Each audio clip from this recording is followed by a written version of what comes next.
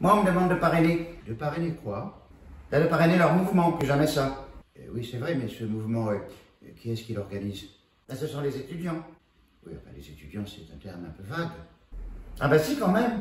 C'est ce mouvement-là, enfin. Oui, ce sont des étudiants. Ben, ils l'ont appelé maintenant le mouvement du quoi, de décembre. Enfin, il y a une date de décembre qui est décisive. C'est à cause d'une phrase que j'ai écrite. Oui.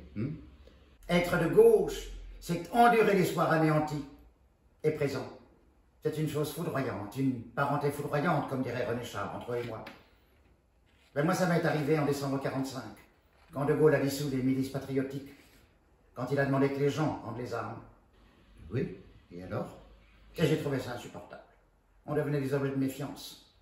Et quand j'ai vu les femmes tondues, quand j'ai vu des gens, même de notre mouvement, des petits bonshommes de 18 ans, qui avaient tué les Allemands pour avoir leur manteau.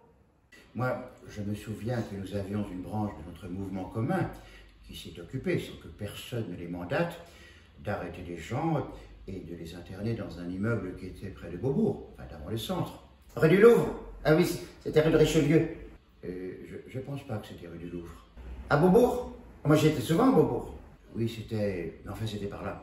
Un jour, j'ai appris que ces gens qui avaient travaillé avec nous dans la résistance torturaient une jeune femme, qui était la femme d'un collaborateur, et ils voulaient la faire avouer. Alors ils lui brûlaient le bout des seins avec leur cigarette, par exemple. C'était donc tout le contraire de tout ce qui nous animait, nous. Ah ben dites.